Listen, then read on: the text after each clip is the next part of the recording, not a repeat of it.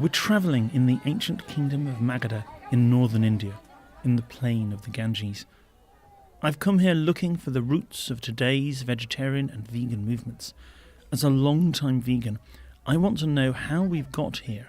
In this series, we'll discover how the ideas around vegetarianism have changed and spread up until the present. Those ideas emerge almost simultaneously in the middle of the first millennium BCE, both here in the Magadha kingdom and in the Greek world. This series begins with 3 episodes centred on 3 pivotal teachers. We'll get to the third of them, Pythagoras, later. He is gathering followers to his meatless musical mathematical cult around the Mediterranean shores.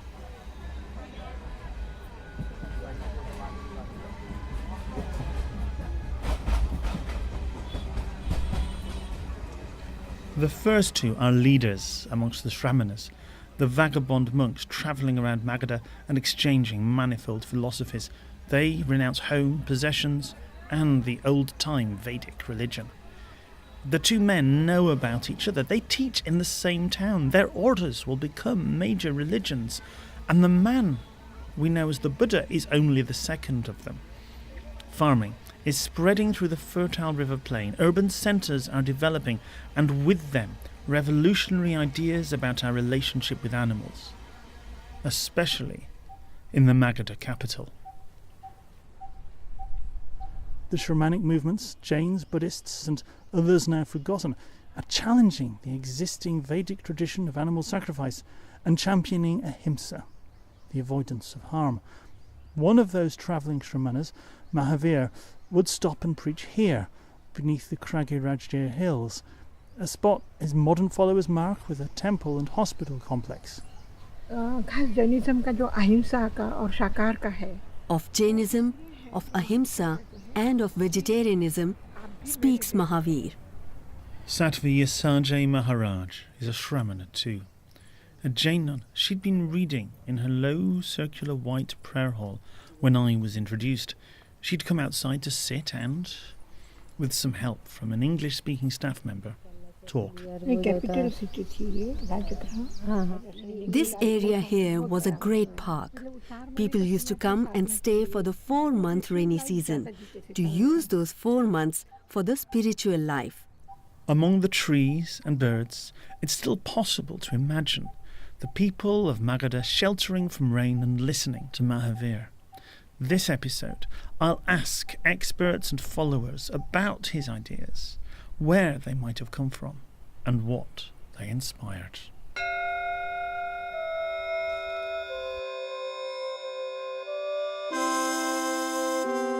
Vegetarianism, the story so far, with me, Ian MacDonald. Episode 1, Ahimsa.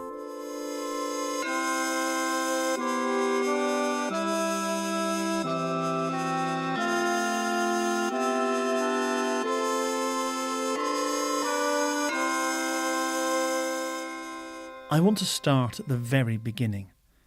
Archaeology suggests humans first gathered, then also scavenged, then also hunted for at least 2 million years before the philosophers of India and Greece.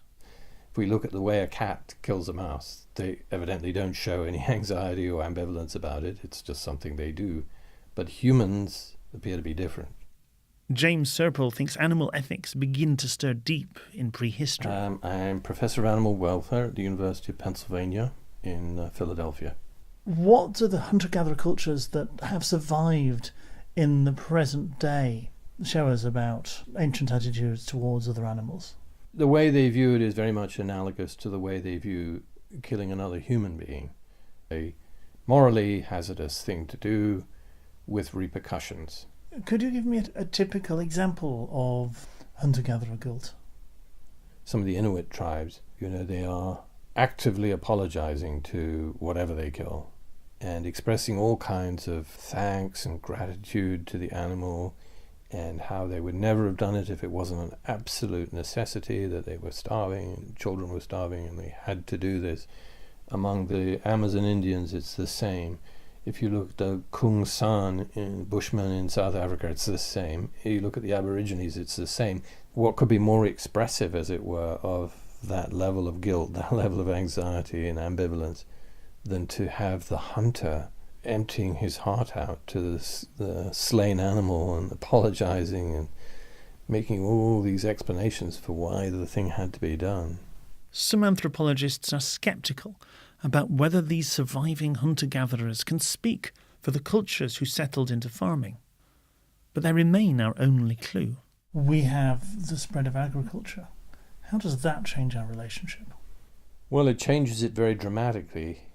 The humans are placed in this position of responsibility over the animals. It made the whole thing become hierarchical. You see, religions after that period become hierarchical. So the gods are above men, men are above the animals, and the animals are above the plants, and you get this hierarchical worldview. They performed many sacrifices. Thousands of animals were burned alive. The monks of the Vedic religion, they do a lot of yagnas. That Vedic religion is already a millennium old when Mahavir preaches. But modern Hindus still share its priestly caste, the Brahmins, and its most sacred verses, the Vedas. Those yagnas show us how the Vedic culture saw animals, but they're very controversial in modern India. Let me tell you about one cold Saturday in Delhi when I met two professors who had quite different views. When historian Devendra Narayan Jha wrote in his book Myth of the Holy Cow that Vedic religion slaughtered cows in sacrifices, it was burnt by some Hindu nationalists who not just venerate cows, but believe India was always thus, and consider claims to the contrary blasphemous. His flat is in suburban Delhi, a short auto-rickshaw ride from the metro station. The crowds and stalls give way to tree-lined roads, blocks of flats, and the noise of neighbourhood life. We talked in his study. In the Vedic text, there is a lot of discussion about killing of animals, particularly in the context of the rituals.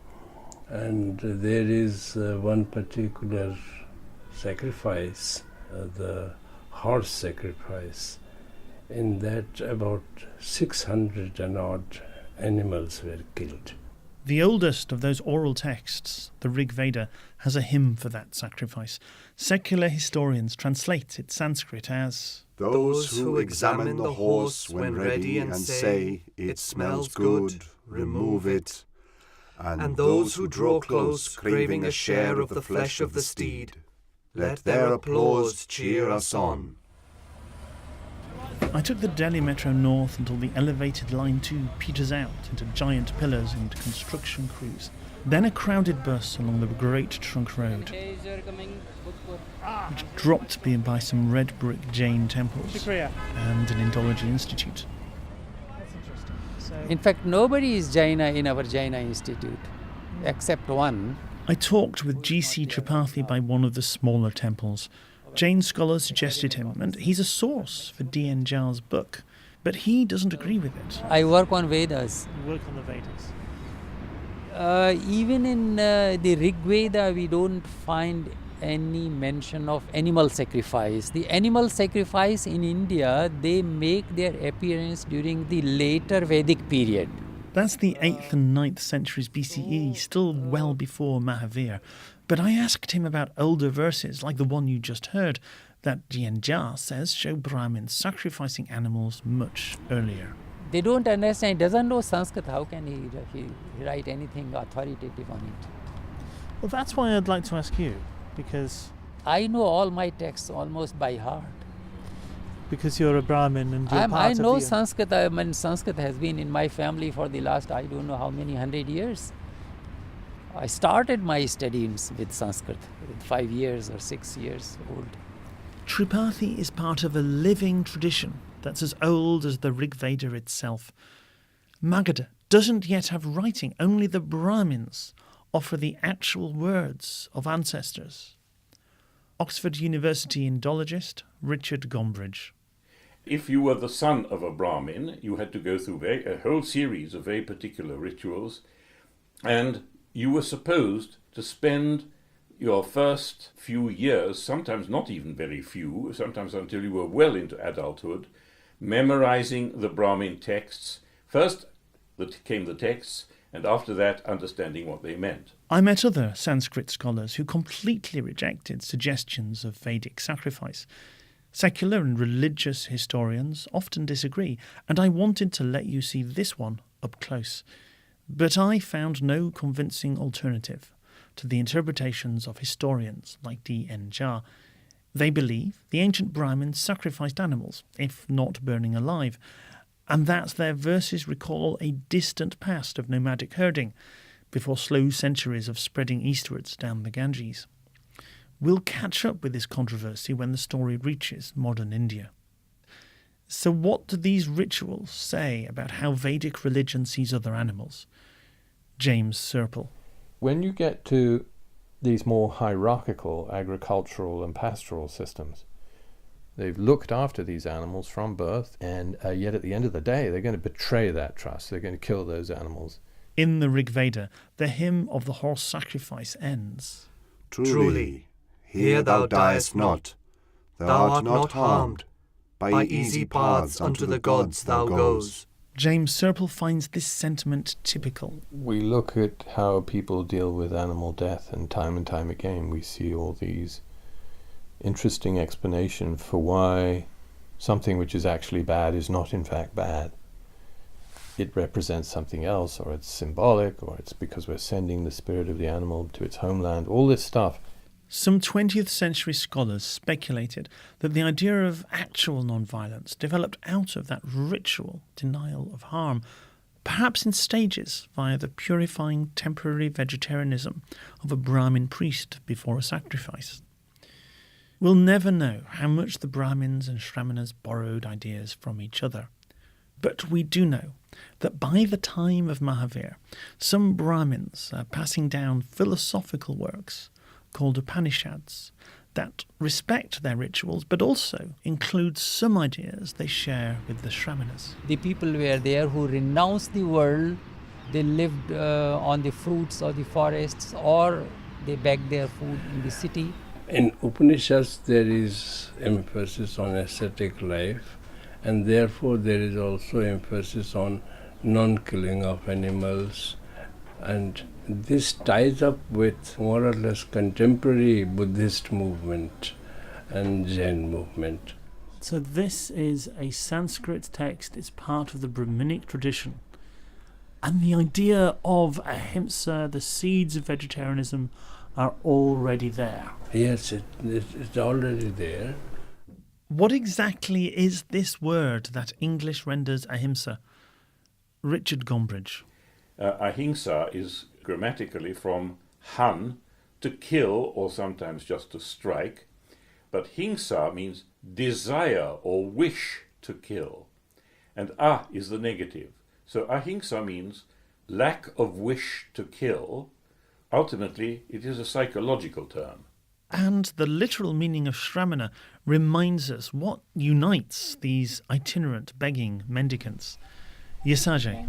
श्रमण का मतलब कि जो अपने Shaman means one who meditates, works hard, labors. His aims and goals he achieves with his own hard work. with own effort.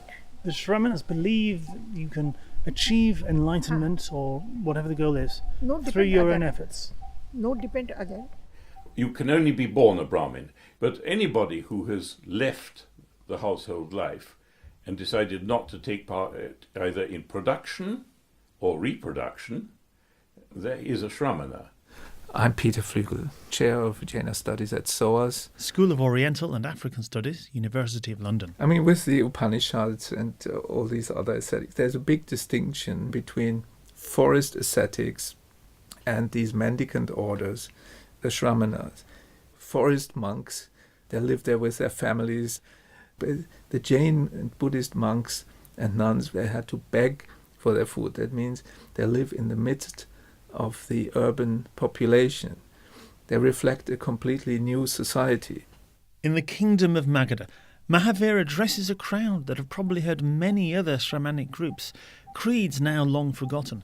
We do know that the Shramanas are arguing over not just ahimsa, but concepts like fate, karma, rebirth, and liberation. Rajgir is the capital of a kingdom, the heart of a region that is an incubator of religious movements. In those days, there were half a dozen so-called learned people: Buddha, Ajit Kesh Kambal, Prabhudikatan, Goshalak and Mahavir. But when it came to understanding the truth, most of them didn't do very well. There were half a dozen of them, but their theories were not sound, except Buddha, who was very close to Mahavir, with only slight philosophical differences. The earliest one of which we know a huge amount, with good early evidence, is Buddhism. But there's very, very good reason to believe that Jainism is somewhat older than Buddhism. The first thing is that Jainism is a pre-Vedic and a prehistoric religion. Dr. Priyadarshana Jain leads the Department of Jainology in the University of Madras. It's a Victorian university by the Bay of Bengal. The theology departments are in a building storied around a courtyard to let the sea air circulate. I came to her room next to the departmental office milling with her students to ask questions about what Jains believe. Lord Mahavira was not the founder of Jainism. He was only the 24th teacher of Jainism. The Jains themselves would say it's thousands of years older than Buddhism. We needn't accept that because there's no good evidence at all. But certainly it's a few generations older than Buddhism. The person who might be historical is the one before Mahavira, Parshva. How radical was vegetarianism at the time? Vegetarianism was very small. Most people weren't vegetarian. Outside of Magad, Bihar state, there were more non-vegetarians. Parshva's impact was here. What set Mahavir's message apart? What was specific to him? What would we hear if we were sheltering here in the rainy season?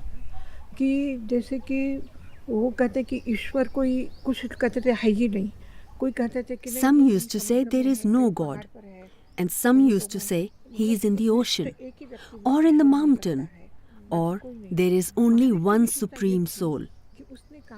Mahavir said that every soul can be supreme. Every soul can reach the pinnacle of purity. His preaching of non-violence is based solely on this. In every living being he saw the same spirit that he had. He saw the greatness in every ordinary being. Peter Flugel. Mahavira as a historical person is difficult to figure out because the texts are late and obviously constructions made for a particular purpose. For example, texts put Mahavir in the 6th century BCE, historians more often the 5th. According to them, Mahavira was the son of a king or tribal leader who realized the futility of worldly existence, left his family and wandered about as a mendicant. From the Akaranga text. In these places was the wise Shramana for 13 long years.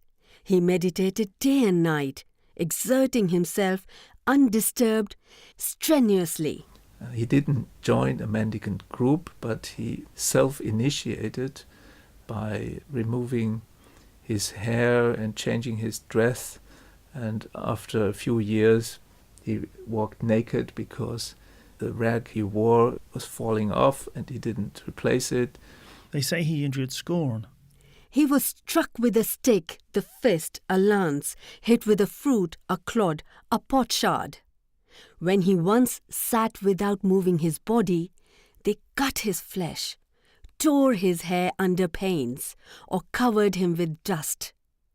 Abandoning the care of his body, the Venerable One humbled himself and bore pain, free from desire. Until he reached enlightenment, and from that point onward, he began to teach what he has learned, i.e. that there's a path for the liberation of the soul from the fetters of the karmically produced body. First speech, thousands of people Get renunciation. They just renounce the world. And renouncing the world means becoming a monk or a nun. Yeah. They join Mahavira's monastic order in the hope of also becoming a liberated conqueror of their desires. He leaves the road to birth and death, rejoicing in the glorious liberation. Over on the other side of the Persian Empire, there are Greeks too who are vegetarian because they believe in reincarnation. We'll meet them later. Richard Gombrich told me how the idea of rebirth emerges in Vedic religion, not initially as something that happens for everyone. According to the last book of the Rig Veda, there is a cycle of rebirth for human males. It isn't really properly ethicized at all. It doesn't say if he was a good, honest man, this happens, and if he was a thief, that happens. No. Whereas in Buddhism and Jainism, you can go up or you can go down, etc., according to your ethics in life. And the mechanism for that is karma. The idea, the combination of reincarnation and karma, that is specifically Indian. And the Jains are, of course, the masters of the karma theory. The Jains have a really specific visual concept of karma. Yes, karma is perceived as a form of matter which sticks to your body and becomes the seed for a new action of the same quality. So if one doesn't act violently, one can step by step withdraw from this predicament and ultimately, after many, many rebirths, leave this terrible cycle of re-death. Jainism is a non-violent way of living, and it doesn't believe in a creator god, and it rejects the authority of the Vedas. Mahavira preached vegetarianism. Mahavira preached non-violence. We don't have the word vegetarian in any Jain scripture. We have ahimsa. We have live and let live. We have mutual interdependence. Parasparo upagraho jivanam. The word vegetarian is a 19th century invention. We'll encounter many different ideas around the ethic of not eating animals, not all of which translate perfectly to the modern concept of a complete and permanent principled abstention from eating flesh. The roots of vegetarianism singular lie in many different vegetarianisms plural. Those early Jain texts are indeed overwhelmingly strongly, for want of a better word, vegetarian. A couple of ostensible exceptions in special cases suggest to historians like D.N. Jha that progress towards strict vegetarianism might still have been going on at the time of Mahavir. Peter Flugel. In the texts, there is mention of Mahavira eating meat that was prepared for him of a dead cock, a roadkill, as it were, for him to regain his health. The Vyakhya-Prinapti seems to say, he asked, to send the cock killed by the cat instead of the 2 pigeons she was preparing for him. He doesn't kill it.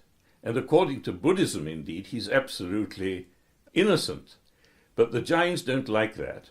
And therefore they say that this word, which clearly refers to a chicken, actually refers to a kind of plant. A word may have many, many meanings, many, many interpretations.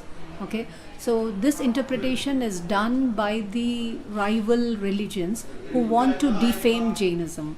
So Mahavira never ate any kind of meat. So it's not chicken. It is not chicken. It is something related with a crow or a bird. So one medieval translation goes, to send the citron pulp seasoned with Viralica herb instead of the 2 gourds. This is what medieval Jains onwards tend to say, denying the literal meaning.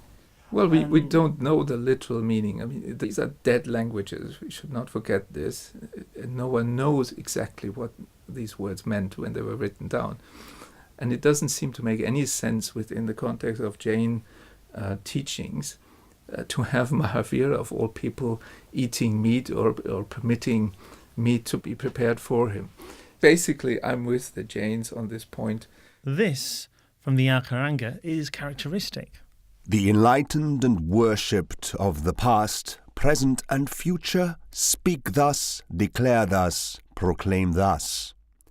All breathing, existing, living, sentient creatures should not be slain, nor treated with violence, nor abused, nor tormented, nor driven away.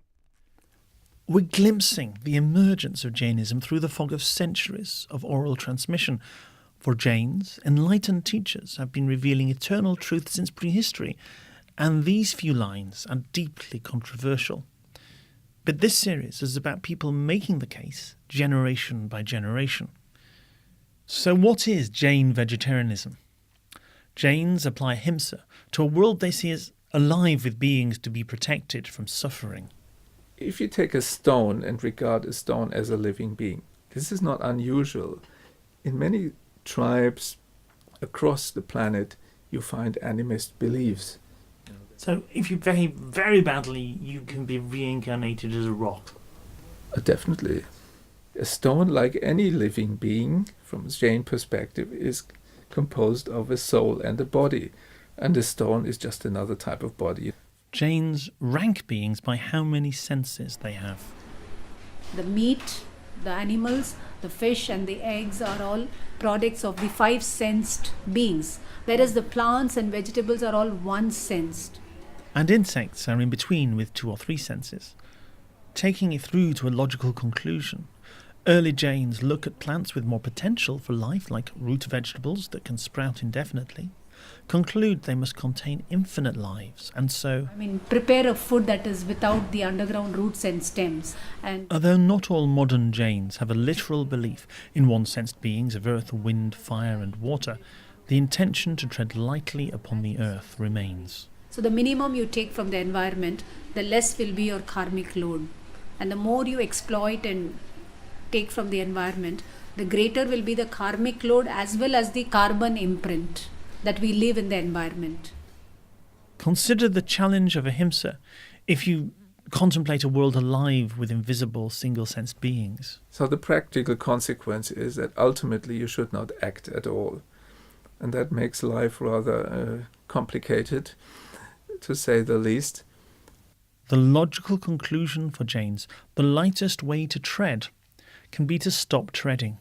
It is clear in the Jain scriptures that if you want to reach liberation at the last moment of your last existence, you should stop acting at all. Nobody wants to die, but death is inevitable. And when you die, you should die like a hero, not being fearful or being desirous. And this kind of holy death can enable you to terminate your cycle of rebirths. Yes, by simply refusing food until you waste away. Yeah, it is not just simply refusing food. Refusing food and doing what? To be absorbed spiritually. This practice is rare but not unknown today when Jains face death. Mahavir's sermons didn't just affect the monks and nuns who abandoned their homes for him. They spread their doctrines amongst lay people like Priyadarshana. At the very beginning, there must have been just a small group of mendicants who were interacting with householders. The monks and nuns depend on the lay men and women for their basic needs like food, water and clothing. A Jain community, i.e. a group of lay followers, developed only slowly. So it is not just that the ascetics who are following vegetarianism, it is the lay men and women also who follow vegetarianism. It is not merely an ethical obligation. It is a religious discipline and a spiritual discipline in itself. Jains will spread far beyond the kingdom of Magadha and have an influence beyond their numbers that means we'll come back to them again and again. One of those craggy Rajgir hills, called Vulture's Peak, is a place of pilgrimage for followers of our second Shramana. Mahavir came before Buddha. He was older than Buddha. Mahavir attained enlightenment before Buddha. After Mahavir, Buddha lived on after Mahavir's nirvana. Buddhists even have the story of how, after his death, news was given immediately to the Buddha. Next episode, we turn to the philosophy that will carry the idea of a fleshless diet throughout Asia, to Prince Gautama, to Buddhism. With the voices of Sandeep Gaucher, Chetan Pathak and Selva Rasalingam, the music of Rob Masters. I'd like to thank Smita Bagricha for interpreting and Shatansu Tyagi and Ranjan Joshi for translation. Full credits and more information at theveganoption.org.